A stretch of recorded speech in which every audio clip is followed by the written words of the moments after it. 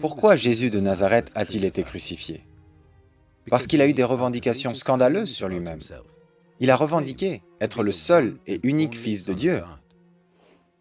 Pourquoi quelqu'un prendrait-il cette revendication sérieusement? Eh bien, tout cela dépend. Si Jésus a vraiment ressuscité d'entre les morts, alors sa revendication d'être le seul et unique Fils de Dieu porte un poids considérable. Par contre, si la résurrection ne s'est jamais produite, alors Jésus peut être en toute tranquillité délaissé comme juste une autre intéressante mais tragique figure historique. Est-ce que Jésus a vraiment été ressuscité des morts? Alors que nous explorons cette question, nous avons besoin d'adresser deux autres questions. Quels sont les faits exigeant une explication? Et quelle explication représente le mieux ces faits? Il y a trois faits principaux qui ont besoin d'une explication.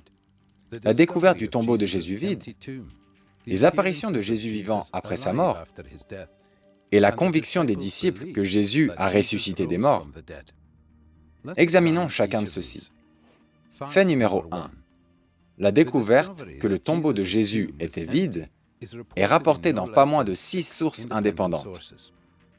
Et certaines d'entre elles sont parmi les premiers documents à être trouvés dans le Nouveau Testament. Cela est important, parce que quand un événement est enregistré par au moins 2 sources indépendantes l'une de l'autre, la confiance des historiens que l'événement s'est produit augmente. Et le plus tôt ces sources sont datées, le plus haut leur confiance. De plus, les évangiles indiquent que ce fut des femmes qui ont d'abord découvert que le corps de Jésus était absent. Cela est donc probablement historique, parce que dans cette culture, le témoignage d'une femme était considéré sans valeur. Une légende postérieure ou une fabrication aurait reporté des hommes faisant cette découverte. Notre confiance dans le tombeau vide s'accroît encore plus par la réponse des autorités juives. Quand ils ont entendu que le tombeau a été trouvé vide, ils ont alors dit que les disciples de Jésus avaient volé le corps, reconnaissant ainsi la véracité du fait que le tombeau de Jésus était vide. Quasiment tous les spécialistes tiennent fermement à l'intégrité des déclarations bibliques du fait que le tombeau était vide. Fait numéro 2. Les apparitions de Jésus vivant après sa mort. Dans une des premières lettres dans le Nouveau Testament, Paul fournit une liste de témoins qui ont expérimenté des apparitions de la résurrection de Jésus. Il est apparu à Pierre, ensuite aux 12, puis est apparu à plus de 500 frères en une fois. Ensuite, il est apparu à Jacques, ensuite à tous les disciples, et finalement, il m'est aussi apparu à moi-même. De plus, nombreuses apparitions de la résurrection de Jésus sont confirmées de façon indépendante par l'Évangile. Sur la base du témoignage de Paul seul, pratiquement tous les historiens reconnus sont d'accord que de nombreux individus différents et groupes ont expérimenté des apparitions de Jésus vivant après sa mort. Il peut être pris comme historiquement certain que Pierre et les disciples ont eu des expériences après la mort de Jésus, dans lesquelles Jésus leur est apparu comme le Christ ressuscité. Fait numéro 3.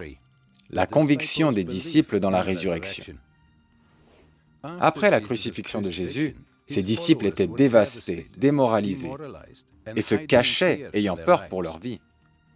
En tant que Juifs, ils n'avaient aucun concept d'un Messie qui serait exécuté par ses ennemis, encore moins qui reviendrait à la vie. La seule résurrection auquel les Juifs croyaient était un événement universel au jour du jugement après la fin du monde, pas un événement individuel dans l'histoire.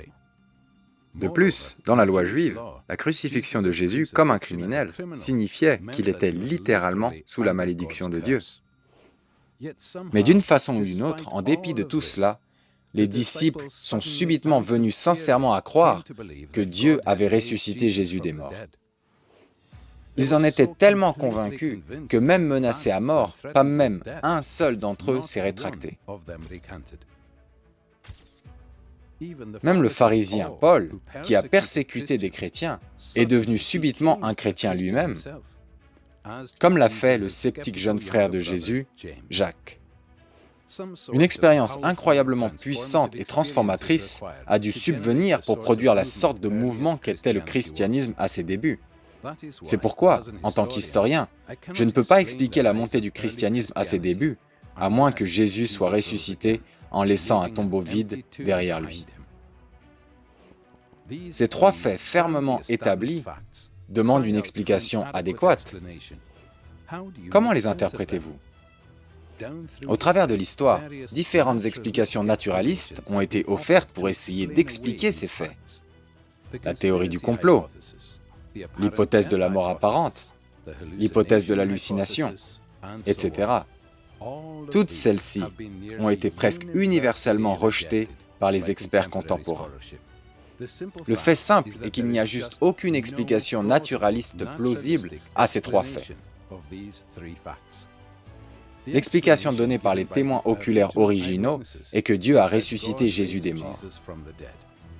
S'il est même possible que Dieu existe, alors cette explication ne peut pas être écartée.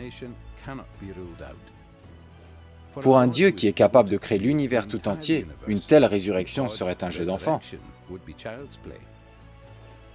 Un tombeau vide, des apparitions de Jésus vivant après sa mort, et un groupe de disciples découragés subitement transformés par une nouvelle conviction radicale en un Messie ressuscité. Ceux-ci sont des faits historiques établis de façon indépendante. Comment vous les expliquez?